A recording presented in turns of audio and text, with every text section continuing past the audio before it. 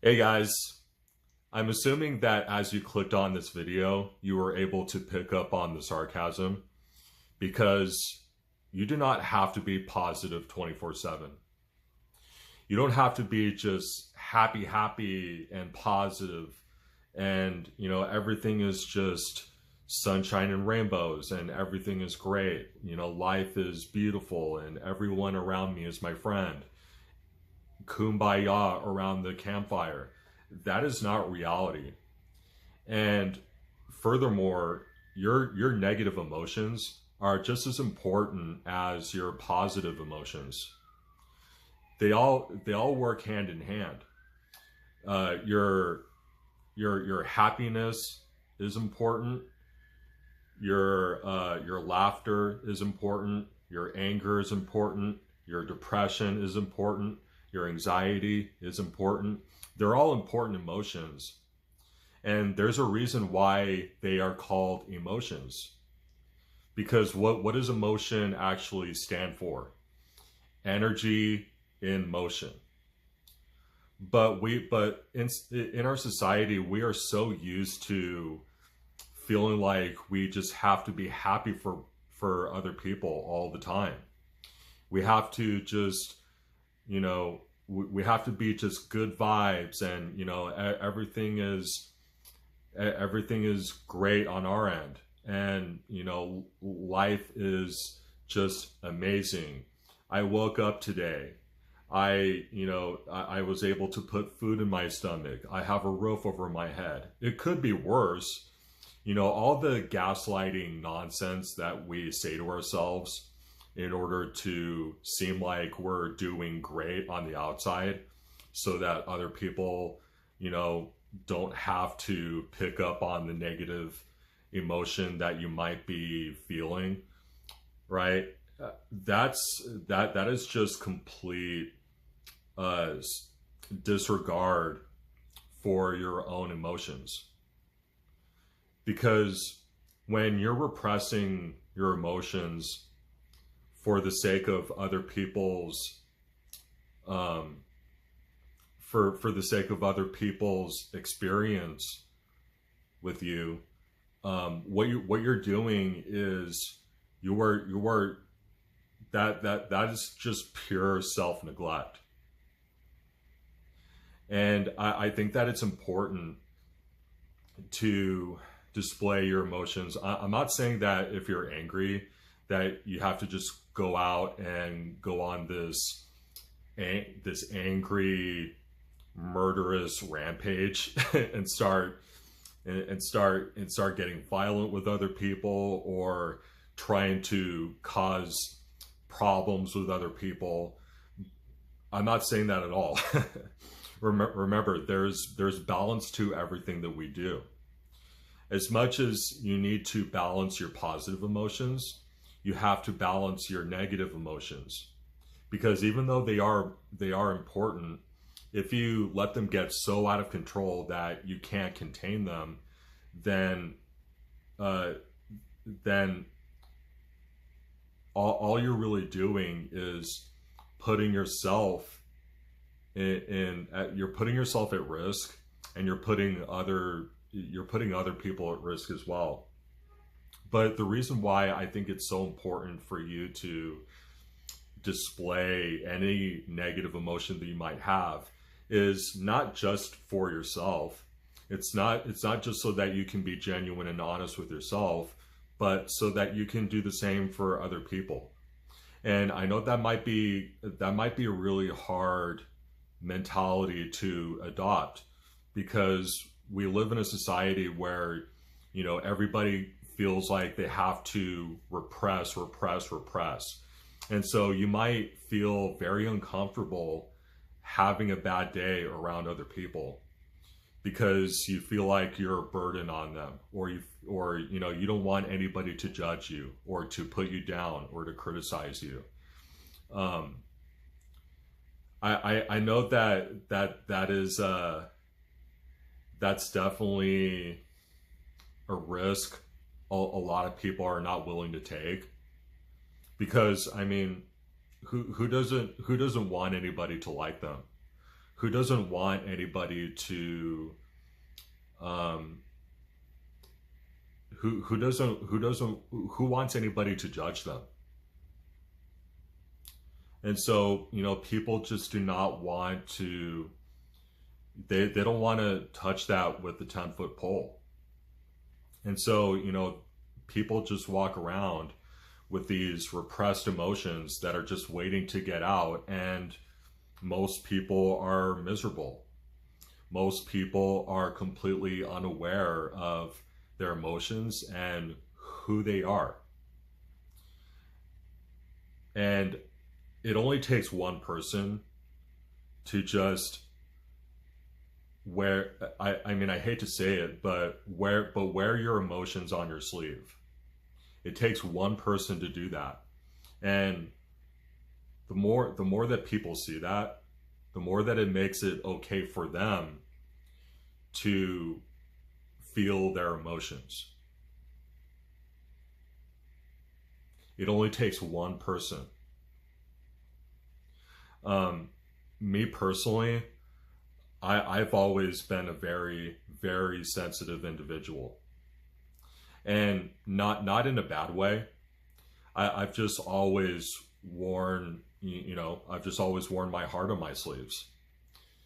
And, you know, when I was younger, I felt very uncomfortable around other guys because of that. Because most men, I mean women too to a certain extent, but for the most part, it's been men that have been taught that in order to be a man, you have to just suck it up, pull yourself up by your bootstraps, and get to work. No whining, no complaining, no being sad. And, you know, if you're married and you have kids, do not ever let your wife see that you're struggling, or that you're depressed, or that, you know, you just need a shoulder to cry on. And I'm not saying that like in a codependent way, like, you know, you always have to just rely on other people for everything. But it's, you know, most men have been taught that you just do not, you do not cry around other people, except for when you're at your daughter's wedding or when you're at your kid's high school graduation. Those are exceptions to the rule. But other than that, do not cry, because, you know, people are just going to think that you're a little bitch. And, you know, I can't really blame other men for walking around with that mentality, because that's what they've been taught their whole life. And that's what I've been taught my whole life. And when I was younger, I was deeply insecure about that. And that's why I didn't really have a lot of male friends. To tell you the truth, when, you know, before I was in high school, I didn't really have any friends. I didn't have, you know, other like little boys. Like, I mean, every once in a while I did, but for the most part, I didn't have other boys that, you know, I, you know, went outside and played with, or, you know, had friends, you know, had, you know, neighbors that were my friends, because, you know, because I have a lot of feminine energy attached to who I am. And in a way, I think that it's really important to have both of those qualities. I don't think that you should be overly masculine as a man, and I don't think that you should be overly feminine as a woman. And even if people try to be one or the other 24/7, it just doesn't work, because there's always going to be this masculine or this feminine aspect of themselves that is going to come out one way or another. So that's a very ridiculous standard for anybody to set for themselves, that because they're a man, they have to be just gung-ho masculine 24/7. And if they're a woman, they need to be just, sensitive and submissive and, just girly 24/7. I think that people need both. Albeit, if you're a man, you probably need a little bit more masculine than you need feminine. But really embrace that feminine energy that you have. Because not only will you be able to show up for yourself in ways that you need to, but you were just going to be a better person for other people. If you're married, I'm not saying that you have to be married, because that's a choice for anybody that wants to get married or have kids. But assuming that you are, you need that feminine energy to be a good dad and a good husband, someone who is attentive, someone who is willing to listen, not just occasionally, or when you ask that girl out on the first date and all of a sudden, like, okay, like, I got her, now what more do I need to do? When you really embrace that feminine energy, you are going to be able to show up for other people in your life that in a way that is more genuine, in a way that is more empathetic, in a way that is more, I think in a way that is more powerful to other people. Your feminine energy is a superpower. And for the women that are watching this right now, your masculine energy is a superpower. But I don't want to make this about masculinity. I mean, I can make a different video about that for another day. I'm here to talk about the feminine aspect of yourself that gives you the opportunity to feel all of your emotions, because that's essentially what your feminine energy is your emotions. And a little bit more about myself too. I'm not really big into astrology. I don't really talk about it a lot. I don't really know that much about it. But what I do know about my zodiac sign, my sun sign is a Taurus. And my moon sign and my rising are both Cancer. So I'm a double Cancer. But mostly I'm a Taurus. But the Cancer in me really comes out in a lot of ways. I think that it's what gives me my feminine energy, because I mean, that's essentially what Taurus and Cancer are.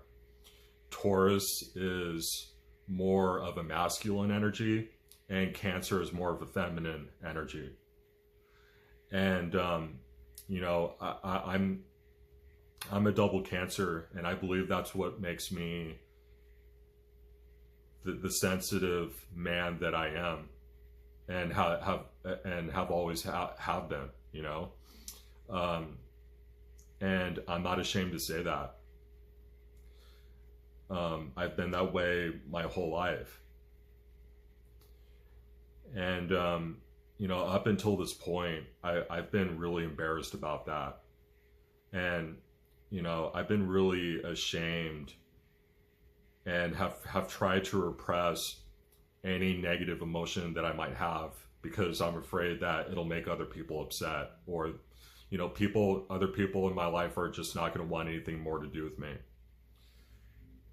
But I mean, how much, not just repressing, but how much gaslighting and abuse am I forcing upon myself by doing that? You have to embrace your sensitive side. You have to embrace your feminine energy. So Anyway, that's my video. I love you guys, and I will talk to you again soon.